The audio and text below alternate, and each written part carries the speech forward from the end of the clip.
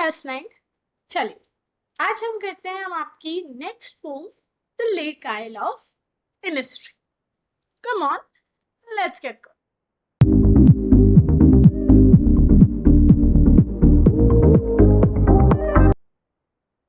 हाँ जी, peace, calm, freedom from violence, freedom from noise, ये सब मिल जाए जिंदगी में तो कितना सुकून होगा ना। यही थॉट है हमारे पोएट विलियम बटलर ईट्स का। ये जो वेल नोन पोएम है ये एक्सप्लोर करती है पोएट की लॉन्गिंग, लॉन्गिंग मतलब इच्छा, for the peace and tranquility of Innis. Tranquility means एक फीलिंग कि सब कुछ शांत है, काम है, कोई भाग दौड़ नहीं, कोई शोर शराबा नहीं, एवरीथिंग इज साइलेंट। और ये सब उसे कहाँ मिलेगा? इनिस्ट्री नाम के एक छोटे से island, a place where he spent a lot of time as a boy। जब वो छोटा था उसने बहुत वक्त इनिस्फ्री में गुजारा था। So this poem is like a lyric। तो चलिए देखते हैं इसकी line by line explanation. I will arise and go now and go to Innisfree। Poet determined कि मैं उठूंगा और अभी के अभी चला जाऊंगा कहाँ? I'll go to Innisfree and a small cabin built there। और मुझे रहने के लिए वहां कोई फैंसी विला या होटल नहीं चाहिए, मैं एक छोटा सा कैबिन वहां खुद बनाऊं, ऑफ क्ले एंड वॉटल्स। क्ले मिट्टी, वॉटल्स आर लाइक स्टिक्स जिनसे फेंसेस वगैरह बनती है या दीवारें बनती है। So I'll make a small cabin of clay and wattles, and of course खाने पीने के लिए कुछ चाहिए तो what will I do? 9 bean rows will I have there। अपने घर के बाहर, उस कैबिन के बाहर 9 rows of beans मैं उगाऊंगा, and a hive for the honey bee. और हनी बी का एक छत्ता होगा जहां से मैं फ्रेश हनी एक्सट्रैक्ट करके खाया करूं। वाह। And live alone in the bee loud glade. और मैं वहां रहूंगा लेकिन अकेला, in the bee loud glade. Glade मतलब उस ओपन क्लियर स्पेस में सिर्फ बीस की आवाज मुझे आए। ऐसा सुकून, ऐसी शांति चाहिए मुझे इनिस्फ्री में जाकर, पोएट हमें कह रहा है। And I shall have some peace there। and वहां जाके मुझे वो पीस मिलेगा, for peace comes dropping slow।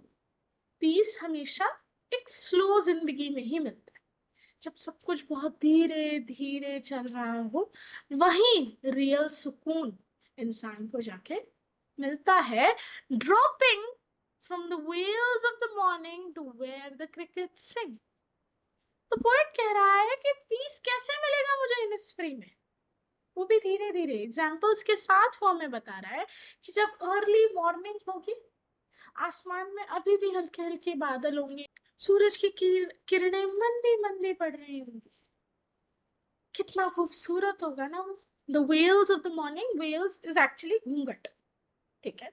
तो यहाँ पे वो वेल का क्यों यूज कर रहा है? वो कह रहा है कि भाई जिस तरह अर्ली मॉर्निंग हम शहर में निकलते हैं, धूप बिल्कुल मुंह पे पड़ती है, लेकिन इनिस्फ्री में पेड़ों के थ्रू पास होती हुई धूप बस मंदी मंदी मेरे चेहरे पे पड़ेगी, ढक जाएगा सूरज उन पेड़ों से।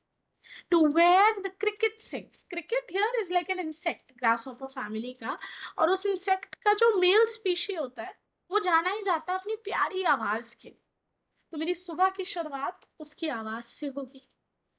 There midnight's all a glimmer. और रात के वक्त आसमान में टिमटिमाते तारे, ओहो, इससे खूबसूरत नजारा होगा क्या? दिन की शुरुआत मंदे मंदे सूरज से और रात का अंत तारों भरी छांव से। एंड नून, नून यानी दोपहर का वक्त, एक पर्पल ग्लो, पर्पलिश ग्लो मतलब सन एकदम बहुत तेज शाइन नहीं कर रहा होगा, हल्का डल सा होगा, क्लाउड्स के पीछे कवर्ड होगा, तो एक पर्पलिश सा टोन आसमान में होगा। एंड इवनिंग्स, और जैसे जैसे सूरज ढलता जाएगा शाम के वक्त, आसमान में लिनेट बर्ड्स की आवाज, वो मेरा दिन बनाते।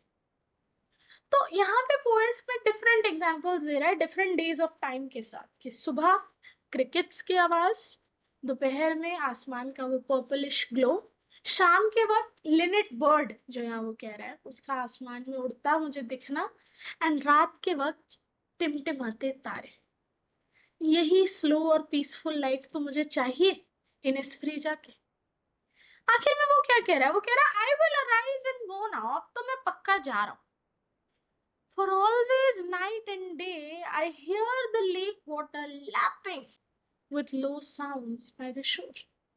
अब मैं जा रहा हूं बिकॉज चाहे मैं इस वक्त शहर में हूं भी, लेकिन फिर भी मेरे मन में उसी लेक वाटर की आवाज चलती रहती है जो मंदा मंदा शोर को छू के वापस जब जाता है, और खूबसूरत सी मेलेडी मेरे कानों में आती है, मेरे कानों में वही आवाज चलती जा रही है। While I stand on the roadway or on the pavement's gray, अब चाहे मैं इस वक्त सड़क पे खड़ा हूं या सड़क किनारे फुटपाथ पर, आवाज मेरे मन में अभी भी सिर्फ उस लेक वाटर की। I hear it in the deep hearts, मैं अपने मन में अंदर तक उस आवाज को महसूस कर पा, सुन पा रहा हूं, और इसीलिए मुझे बस अब इनिसफ्री जाना है। हमारा पोएट ये ठान चुका है। सही कहा था ना मैंने शुरू में, किसको नहीं चाहिए सुकून की जिंदगी। तो अगर पोएट के ख्वाब ऐसे हैं तो क्यों नहीं, बिल्कुल जाना चाहिए उसे to the lake isle of Innisfree.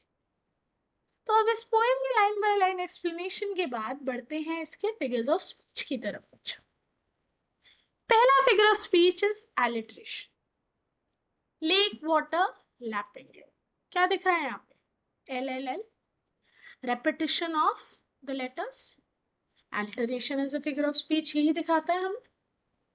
Next figure of speech, I will arise and go now, ये बात उसने फर्स्ट स्टैंजा के फर्स्ट लाइन में भी बोली एंड थर्ड स्टैंजा के फर्स्ट लाइन में भी, टू एम्फसाइज कि वो एक्चुअली बस अब उठ के इनिसफ्री जाना चाहता है। नेक्स्ट, पर्सोनिफिकेशन का यूज किया हमारे पोएट ने in the line peace comes dropping slow. यहाँ पे पीस वर्ड को, उस फीलिंग को पर्सोनिफाई किया बाय टेलिंग कि पीस धीरे धीरे आता है जिंदगी। उसके बाद अगेन हाइपरबोल, हाइपरबोल बढ़ा चढ़ा के बोल रहा है, 9 bean rows I will have that, कि मतलब एकदम से जाते ही 9 बीन रोज थोड़ी प्लान कर देगा, थोड़ा धीरे धीरे ही चलेगा। सो एग्जैजरेट कर रहा है वो ये चीज। And last, the beautiful image of the lake isle of Innisfree, the bee loud glade, midnight's glimmer, हमारे माइंड में वो सब इमेजेस क्रिएट हो रही है ना, बीस का हाईवे और उसमें से आवाज आ रही है बीस की, रात में टिमटिमाते तारे दिख रहे हैं आसमान में। सो इस तरह विलियम ईट्स बटलर ने यहाँ पर यूज किया था बच्चों डिफरेंट एग्जाम्पल्स ऑफ इमेजरी। सो इसी के साथ दैट्स अ रैप, ये पोएम हुई फिनिश। मिलोगे आपसे नेक्स्ट वीक इसी बुक के और चैप्टर्स के साथ, तब तक के लिए बाय बाय।